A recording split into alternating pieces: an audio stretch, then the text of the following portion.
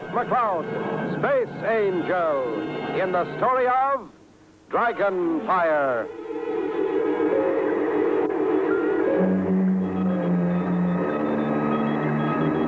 What have you got, Dad? I don't know, Chris. I was just monitoring the Neptune space lane, and I picked up this blip. It must be a stray asteroid. It's not moving fast enough for a ship. There's a freighter from Neptune approaching this area. Let's check with him.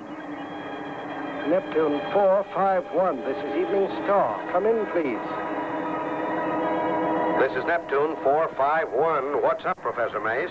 We picked up an unidentified object in your area. Do you have it on your scope? Yes, we have, Professor. It looks like an asteroid. Would you check its speed and direction so we can chart its course? Yes, sir, will do. Neptune 451, out. What's up, Professor? Good morning, Scott. Taurus. We've got an unidentified blip. The Neptune freighter is going to check it out for us. Evening Star, this is Neptune 451. Go ahead, Neptune. Professor, we have a visual on your UFO. It's a spaceship drifting free. Can't raise anyone aboard by radio. Does it have any markings, Neptune? No, sir, no markings. The design of the ship is not familiar either. Do you want us to board it, sir? They better stay clear, Professor. No, Neptune. That's a job for the Space Force. Proceed on your normal run. And thanks. I guess you'd better go check it out, Scott. Right, Professor. Meanwhile, check Master Control and see if there are any ships missing. Clear the tube for blast-off. Strapped in, gang? Go here. Aye, Skipper. Launch Control. We're ready for countdown. Roger, Starduster. Control ready and counting.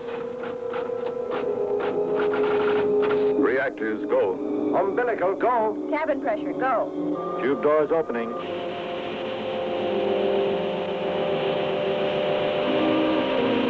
Angle of blast 230, vector 4. Correcting angle. Trajectory, go. AB temperature, go. Increasing power.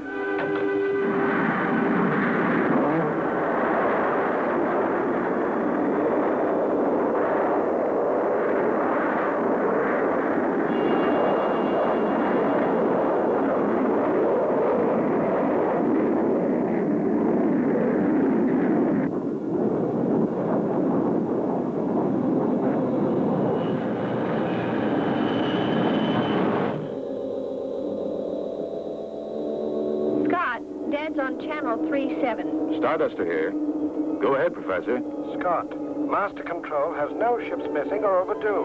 Then the ship's not from our solar system. Apparently not, and that's why you must be very careful, Scott. Even if the ship isn't manned, it could contain bacteria or organisms that we humans can't cope with.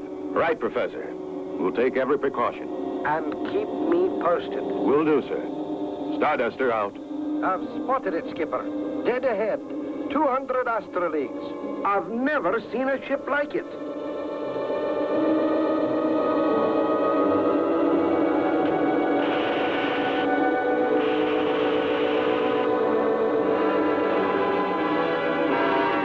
hull is sure scorched. It must have been burned by heavy atmospheric friction. There doesn't appear to be any life on board. I thought I knew every spacecraft design in the galaxy, but I've never seen that one before. The instruments show no mechanical systems operating aboard it. Well, I guess I better get over there and check it out. Maybe I better go with you, Skipper. No, Taurus. You'd better stand by the controls. Aye, aye. Keep your intercom line open. I will, Chris.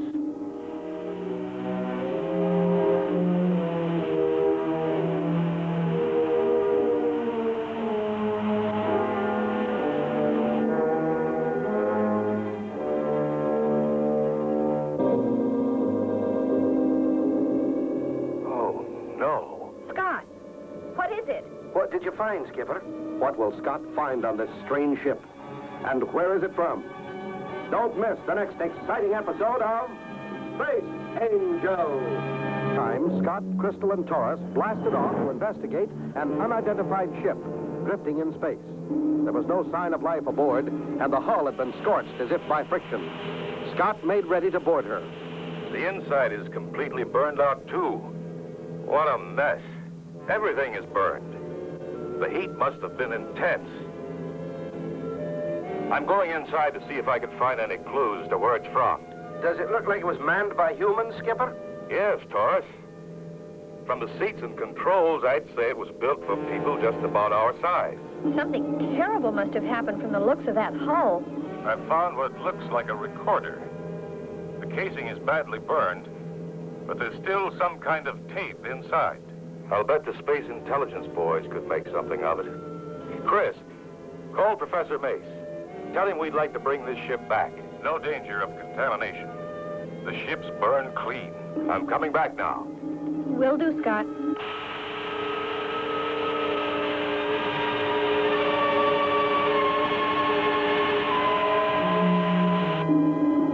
Scott thinks we should bring the ship back for study and analysis. That's fine, Chris. We may learn a lot from it. Thanks, Dad. Stardust are out. See you soon. Dad says okay, Scott. We could bring it back. Great. Stand by for magnetic pickup.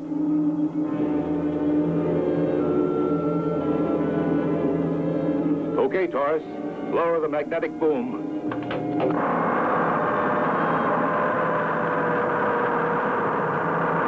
That's got it. Let's head for home.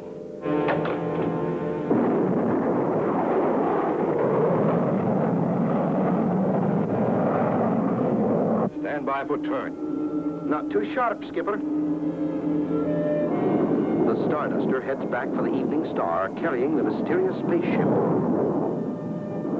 Well, now, let's see what our analysis has told us so far. Number one, the ship was manned and built by people very much like ourselves. But where did it come from, Dad? From its position when we first saw it and its direction of drift, I'd say from one of the moons around Prometheus. Take a look at the solar map. We know the conditions there could sustain life, especially the third moon. Our spectroscope indicates atmosphere similar to Earth. The carbon analysis showed the ship to be about 4 years old. At the speed it was drifting, it would have taken about that long to get here. What about the ship's recorder, Professor? Any word on that yet? Not yet. The space intelligence boys on Earth are working on it. I hope it'll tell us what happened to that ship. Let's check with the chief. Maybe they've got something by now. Yes, Mace, I was just going to call you. The space intelligence boys just gave me a translation of the tape that wasn't burned in the ship's recorder. Frankly, it's got us stumped. Listen to this. Plus 150. Second stage dropping away. Escape velocity achieved. Plus 2. Afraid all is lost. Dragons closing fast. Dragon fire. Dragons? Dragon fire? You mean some kind of monster burned that ship? Could be, Chris. Professor, do you have any idea where the ship is from? We believe it's from one of the moons of Prometheus. Scott, you'd better get out there and check on this. If there is some kind of monster out there, we'd better know about it. Okay, Chief. We'll blast off immediately. Good luck. Out here.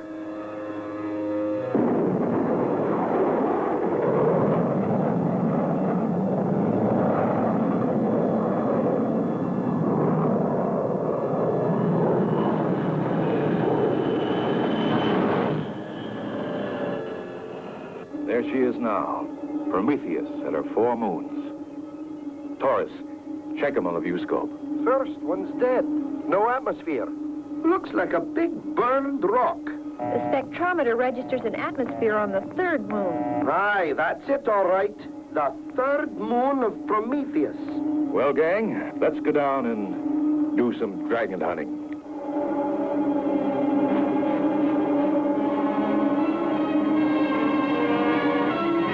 Are there really dragons on this strange planet? Don't miss the next exciting episode of Space Angels! Study, and the tape recorder from the mystery ship related a story of dragons and dragon fire. The Starduster blasted off for Prometheus and the third moon. I'll switch on the belly viewer. Looks peaceful enough. How's it read, Chris? Gravity 0.9. The atmosphere's almost like Earth. Sure doesn't look like dragon country. We'll go down for a closer look.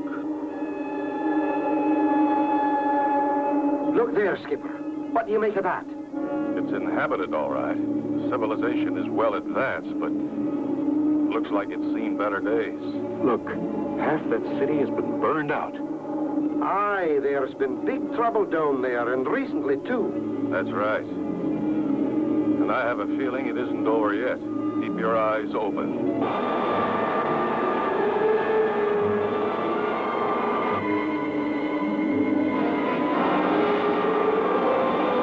Uh-oh, we got company, 6 o'clock low. Coming in fast. Looks like a big dragonfly. Stand by the blaster. I'll try to shake it.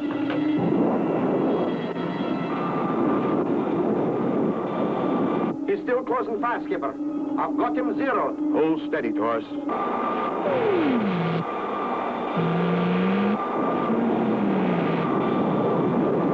Blast him.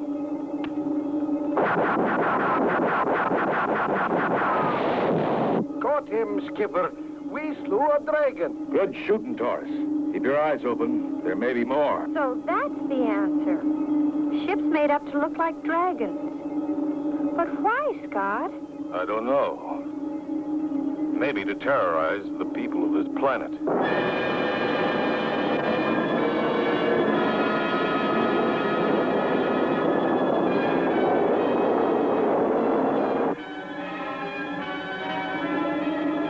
Skipper, more dragons at 6 o'clock high. Maybe we can outrun them.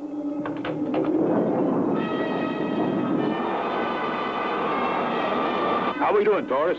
Not so good. They had too much speed when we spotted them. They're starting to attack. We're going down on the deck.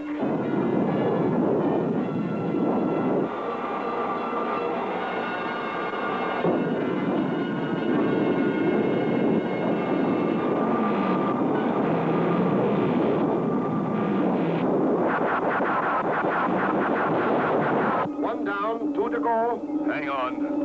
I'm firing retro rockets.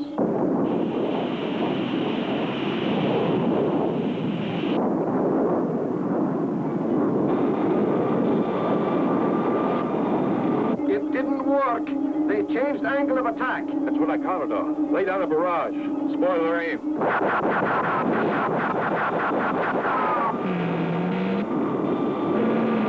Scott, we're hit. Very clever maneuver, Skipper. You got them diving so steep they couldn't pull out.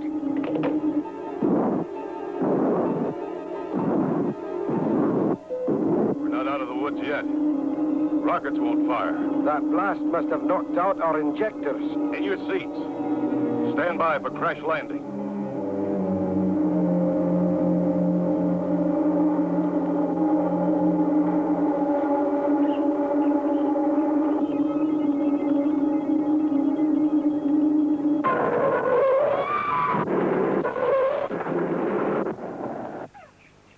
Everybody okay? I'm all right. How about you, Taurus? I'm all right, but how's the ship? Let's go out and check the damage. Chris, you get the Space Force. Injectors were blasted away. I can replace them in a couple of hours, Skipper. That's if the dragon ships don't spot us. The cover is pretty good here, Taurus. I'd say we have a better than even chance. Skipper, look over there. A surface vehicle. Can this be friend or enemy? And will the dragon ship spot the crippled Starduster on the ground? Don't miss the next exciting episode of Space Angel.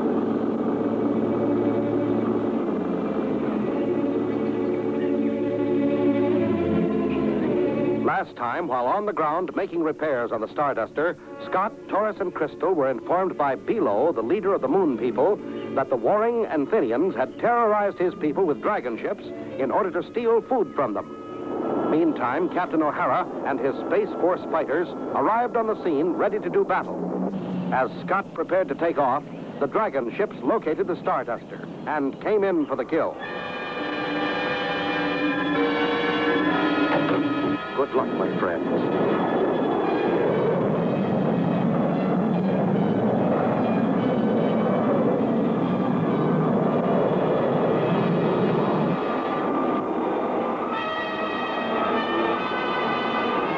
Go get 'em, boys.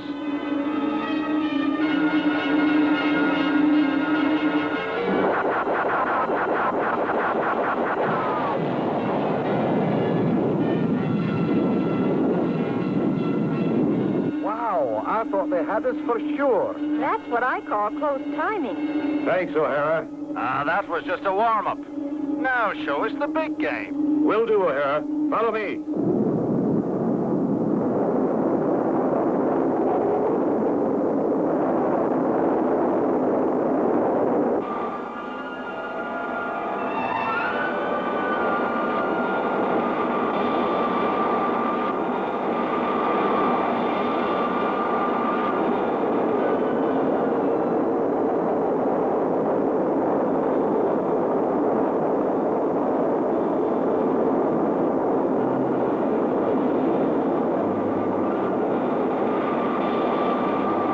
Man your battle stations. Stand by for attack. Split up, lads, and pick your dragons.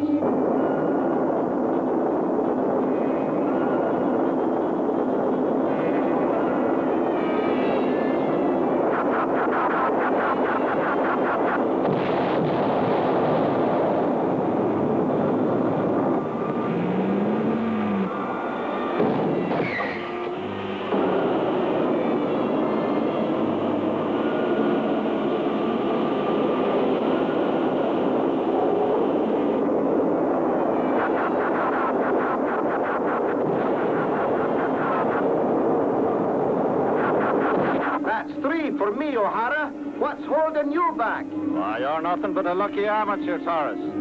Watch this cushion shot. Aha! Right in the dragon's mouth. The dragons are through, Scott. They're running away. No, I see, O'Hara. I'm trying to contact the flight leader. Dragon leader. This is Space Force leader. Come in. Space Force, this is Dragon Leader. Cease fire. We surrender. You will land your ships at the capital city runway. Yes, sir. We will comply. Out.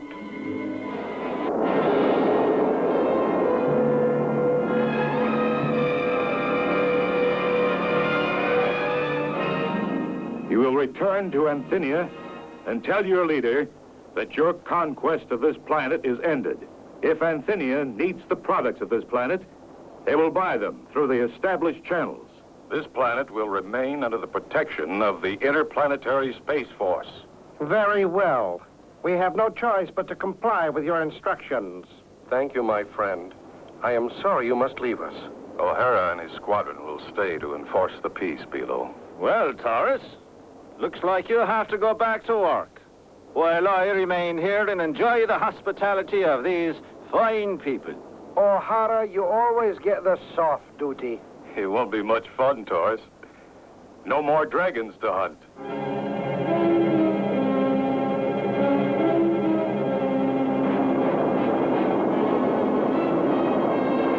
And so ends the story of Dragon Fire.